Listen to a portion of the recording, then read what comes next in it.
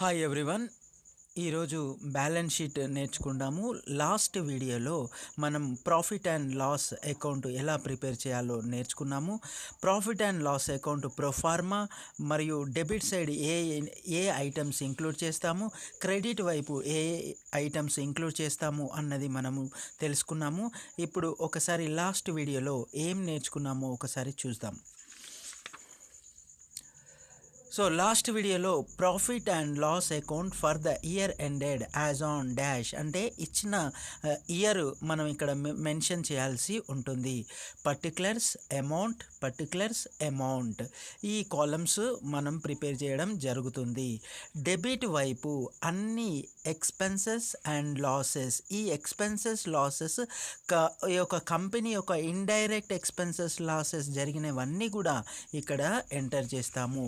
ట్రేడర్కు జరిగినటువంటి indirect expenses అన్నీ కూడా డెబిట్ సైడు ఎంటర్ చేయడం జరుగుతుంది.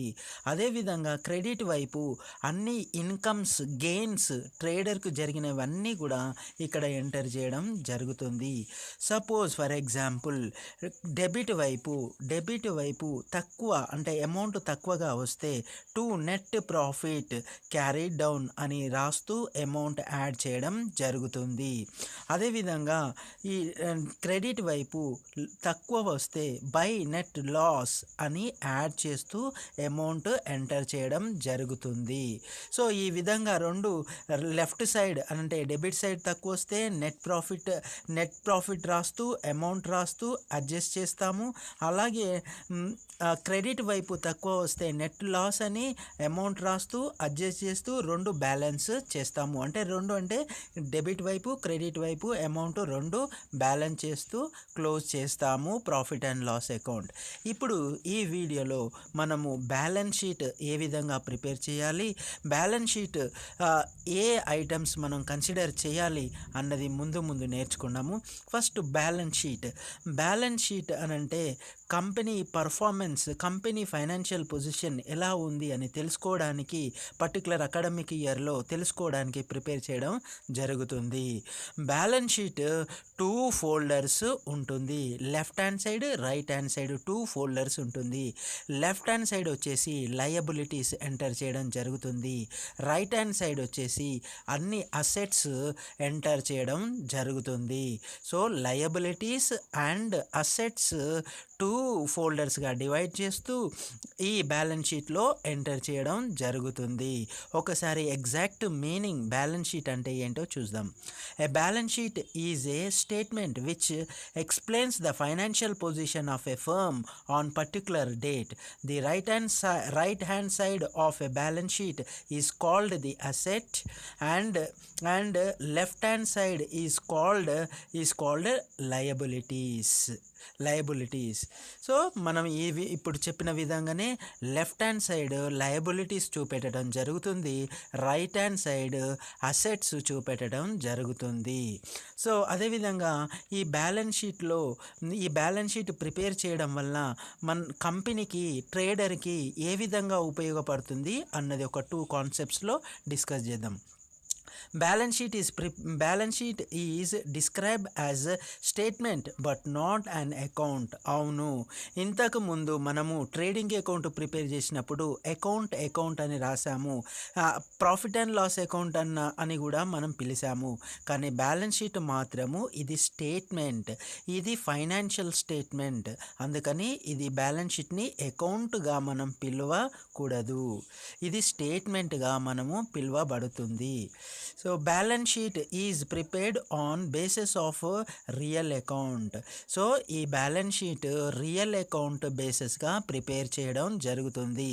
సో రియల్ అకౌంట్ మనకు తెలిసిన 5 అంటే రియల్ అకౌంట్ 3 గోల్డెన్ రూల్స్ ఉంటాయి కదా, ఆ 3 గోల్డెన్ రూల్స్ ప్రకారము రియల్ అకౌంట్ తీసుకోవడం జరుగుతుంది. రియల్ అకౌంట్ అంటే debit what comes in, credit what goes out అని ఈ రూల్ అప్లై చేస్తూ ఈ బ్యాలెన్స్ బ్యాలెన్స్ షీట్ తీయడం జరుగుతుంది. A balance sheet shows the nature and value of asset and liabilities at given date. అవును, ఈ బ్యాలెన్స్ షీట్ ఏం చూపెడుతుంది మనకు అని అంటే లయబిలిటీస్ ఏ విధంగా జరిగాయి, అసెట్స్ ఏ విధంగా ఉన్నాయి అని చూపెట్టడం జరుగుతుంది. A balance sheet shows the current financial position of the firm. ఈ బ్యాలెన్స్ షీట్ స్టేట్మెంట్ ఏం చూపెడుతుంది అని అంటే కంపెనీ యొక్క బ్యాలెన్స్ అంటే ఫైనాన్షియల్ పొజిషన్ ఏ విధంగా ఉంది అని చూపెట్టడం జరుగుతుంది. Next, it does not have any balancing figure. మనం ఇందాక ప్రీవియస్గా మనం చూసాము ట్రేడింగ్ ప్రాఫిట్ అండ్ లాస్. ట్రేడింగ్లో లెఫ్ట్ హ్యాండ్ సైడ్ తక్కువ వస్తే క్యారీ డౌన్ అంటే గ్రాస్ ప్రాఫిట్ క్యారీ డౌన్ అన్నాము. ప్రాఫిట్ అండ్ లాస్లో తక్కువ వస్తే నెట్ ప్రాఫిట్ క్యారీడ్ అన్నాము. కానీ బ్యాలెన్స్ షీట్లో మాత్రము రెండు అనంటే లెఫ్ట్ వైపు రైట్ వైపు అనంటే లయబిలిటీ వైపు అసెట్స్ వైపు టోటల్ గ్రాస్ ఫిగర్ రెండు కూడా ఈక్వల్గా ఉండాలి. సో అందుకు అలాగా ఉంటే ఈ బ్యాలెన్స్ షీట్ అంటే కంపెనీ యొక్క పర్ఫార్మెన్స్ కరెక్ట్ అని మనకు చూపించడం జరుగుతుంది. సో ఇప్పుడు ఇంకా కొంచెం డీటెయిల్గా మనం డిస్కస్ చేయడం జరుగుతుంది. సో ఏంటనంటే డీటెయిల్ మనకు అసెట్స్ లయబిలిటీస్ అని రెండు విధాలుగా మనం డివైడ్ చేశాము. ఇందాక నేను చెప్పినట్టు అసెట్స్ని 2 టైప్స్గా క్లాసిఫికేషన్ చేయడం జరిగింది. అది fixed assets, current assets. Fixed assets అంటే స్థిర ఆస్తులు. కరెంట్ అసెట్స్ అని అంటే ఈజీగా క్విక్గా వితిన్ 1 ఇయర్లో మనం క్యాష్ రూపంగా చేసుకునే అటువంటివి కరెంట్ అసెట్స్ అని అంటారు. ఈ ఫిక్స్డ్ అసెట్స్లో tangible assets, intangible assets. Tangible assets అని అంటే మనం ఏదైతే చూడగలుగుతామో, ఏదైతే మనము ఆ ప్రోడక్ట్ని ఆ వస్తువుని ముట్టుకోగలుగుతామో దాన్ని టాంజబుల్ గూడ్స్ అంటారు, టాంజబుల్ అసెట్స్ అంటారు. అవి ఏంటివి అని అంటే ఒకసారి చూద్దాము. Which can be seen and touch అని అంటే ఫర్నిచర్, మెషినరీ, బిల్డింగ్. వీటిని మన కంటి ద్వారా చూడడం జరుగుతుంది, మనం చేతి ద్వారా ముట్టుకోవడం కూడా జరిగేటువంటి వస్తువులు ఇవి. అదేవిధంగా ఇంటాంజిబుల్ అసెట్స్ అని అంటే మనం చూడలేనివి కానీ మనము వాటి విలువ అంచనా కట్టగలుగుతాము. సో అవి ఏంటివి చూద్దాము. Cannot be seen and touch. మనం అవి చూడలేము, వాటిని ముట్టుకోవడం కూడా జరగదు. కానీ మన ఊహకు వాటి యొక్క అంచనా తెలియపడుతుంది. So for example goodwill, patent and copyrights. ఇప్పుడు ఉదాహరణకు ఇప్పుడు మైక్రోసాఫ్ట్ అంటాము. మైక్రోసాఫ్ట్ అని అంటే కంప్యూటర్లో అది ఒక ఉన్నతమైన స్థానంలో ఉంది కాబట్టి దాని యొక్క విలువ మనం అంచనా కట్టడం జరుగుతుంది. అదేవిధంగా కరెంట్ అసెట్స్ అని అంటే ఈజీ కన్వర్టబుల్ ఇంటూ క్యాష్. అంటే current assets are quick assets. ఇవి ఈజీగా అంటే త్వరలోనే మనం క్యాష్ రూపంగా మార్చుకునేటువంటివన్నీ కూడా కరెంట్ అసెట్స్ అంటారు. Example cash in hand, cash at bank. ఇవి మన చేతుల్లో చెక్ ఉన్నా కానీ బ్యాంకులో డబ్బులు ఉన్నా కానీ ఇమీడియట్గా మనం క్యాష్ రూపంలో మార్చుకోవడం జరుగుతుంది. సో ఇవన్నీ కూడా అసెట్స్ అంటాము. నెక్స్ట్ లయబిలిటీస్ 2 విధాలుగా డివైడ్ చేయడం జరుగుతుంది. అది first one non current liability అని అంటే మోర్ దెన్ 1 ఇయర్ అంటే 1 సంవత్సరానికన్నా పైబడిగా మనం లోన్ తీసుకోవడం జరిగినప్పుడు అవి నాన్ కరెంట్ లయబిలిటీగా చెప్పడం జరుగుతుంది. బాండ్స్ మనం తీసుకున్నా కూడా ఒక 5 ఇయర్స్ కానీ మోర్ దెన్ 1 ఇయర్ పైగా ఉంటుంది. లోన్స్, ఇండస్ట్రీ లోన్ తీసుకుంటే వాళ్ళు క్లియర్ చేయడానికి 10 ఇయర్స్ 5 ఇయర్స్ పడుతుంది. మోర్ దెన్ 1 ఇయర్ అవుతుంది కాబట్టి ఇండస్ట్రీ తీసుకోవడం జరుగుతుంది. మార్టగేజ్ కూడా 1 సంవత్సరం పైబడి లోన్స్ ఇవ్వడం జరుగుతుంది. ఇంకొకటి కరెంట్ లయబిలిటీస్ అని అంటే ఇప్పుడు వితిన్ 1 ఇయర్లో ఇవ్వాల్సినటువంటివి క్రెడిటార్స్, పేయబుల్స్, అక్రూడ్ ఎక్స్పెన్సెస్ ఇవన్నీ కూడా విత్ ఇన్ 1 ఇయర్లో క్లియర్ చేసేటువంటివి. సో ఇవి కరెంట్ లయబిలిటీస్. సో మనకు క్లియర్గా ఐడియా వచ్చేసింది. అసెట్స్ 2 విధాలుగా డివైడ్ అయింది, మళ్ళీ ఫిక్స్డ్ అసెట్స్ 2 విధాలుగా డివైడ్ అయింది, కరెంట్ అసెట్ క్విక్ అసెట్గా మనం డివైడ్ చేసాము, లయబిలిటీస్ 2 విధాలుగా డివైడ్ చేసాము, non current liability and current liability. Non current liability అంటే మోర్ దెన్ 1 ఇయర్ లోన్స్ ఇవ్వడం జరుగుతుంది. సో అలాగే కరెంట్ లయబిలిటీ అంటే విత్ ఇన్ 1 ఇయర్, 1 సంవత్సరం లోపు కట్టడం జరుగుతున్నది కాబట్టి అది కరెంట్ లయబిలిటీ అంటాము. ఇప్పుడు మనం next concept proforma for balance షీట్కి వెళ్ళిపోవడం జరుగుతుంది. సో బ్యాలెన్స్ షీట్ ఈ విధంగా ఉంటుంది. బ్యాలెన్స్ షీట్ యాజ్ ఆన్ అని అంటాము, కానీ మనం profit and loss account prepare చేసేటప్పుడు profit and loss account for the year ended అని అన్నాము. కానీ ఇక్కడ బ్యాలెన్స్ షీట్ యాజ్ ఆన్ ఇచ్చిన సంవత్సరం రాయడం జరుగుతుంది. సో లెఫ్ట్ హ్యాండ్ సైడ్ అంటే ఎడమ వైపు లయబిలిటీస్ రాయడం జరుగుతుంది. అదేవిధంగా రైట్ హ్యాండ్ సైడ్ అసెట్స్ రాయడం జరుగుతుంది. సో లయబిలిటీస్ ఇవన్నీ కూడా లయబిలిటీస్. ఇక్కడ ఇన్నర్ కాలం అడ్జస్ట్మెంట్స్ ఏమన్నా ఉన్నా కూడా ఈ ఇన్నర్ కాలంలో అడ్జస్ట్మెంట్ చేయడం జరుగుతుంది. తర్వాత ఫైనల్గా అమౌంట్ కాలంలో అమౌంట్ ఎంటర్ చేయడం జరుగుతుంది. అదేవిధంగా అసెట్స్లో ఇన్నర్ కాలం ఉంటుంది అడ్జస్ట్మెంట్స్ కోసము, తర్వాత ఫైనల్ అమౌంట్ ఎంటర్ చేయడం జరుగుతుంది అవుటర్ కాలంలో. ఇప్పుడు మనం డీటెయిల్గా లయబిలిటీస్ కోసం తెలుసుకుందాము. ఫస్ట్ క్యాపిటల్ రాయడం జరుగుతుంది. తర్వాత క్యాపిటల్కి నెట్ ప్రాఫిట్ యాడ్ చేయడం జరుగుతుంది. ఈ నెట్ ప్రాఫిట్ ఎక్కడి నుండి వస్తుంది అని అంటే profit and loss account prepare చేసినప్పుడు అక్కడ నెట్ ప్రాఫిట్ అని వచ్చిన అమౌంట్ ఇక్కడ మనము క్యాపిటల్కి యాడ్ చేయడం జరుగుతుంది. లేదా ఇన్ కేస్ లాస్ అని వచ్చేదనుకోండి, అప్పుడు మైనస్ చేస్తూ నెట్ లాస్ అంటే ఈ క్యాపిటల్లో నుండి లాస్ అమౌంట్ మైనస్ చేస్తూ అమౌంట్ రాయడం జరుగుతుంది. అదేవిధంగా ఏమైనా డ్రాయింగ్స్ ట్రేడర్ తీసుకున్నాడంటే పర్సనల్ యూజ్ చేయడం కోసము డ్రాయింగ్స్ జరిగితే ఆ డ్రాయింగ్స్ మనము డిడక్ట్ అంటే మైనస్ చేయడం జరుగుతుంది. టోటల్గా క్యాపిటల్లో నుండి డ్రాయింగ్స్ మైనస్ చేయడం జరుగుతుంది. మైనస్ చేసిన వెంటనే అవుటర్ కాలంలో అమౌంట్ వేయడం జరుగుతుంది. లాంగ్ టర్మ్ లయబిలిటీస్ నేను ఇందాకే చెప్పాను. లాంగ్ టర్మ్ లయబిలిటీస్ అంటే 1 సంవత్సరానికైనా పైబడి ఉన్నటువంటివన్నీ కూడా లాంగ్ టర్మ్ లోన్స్ అంటారు.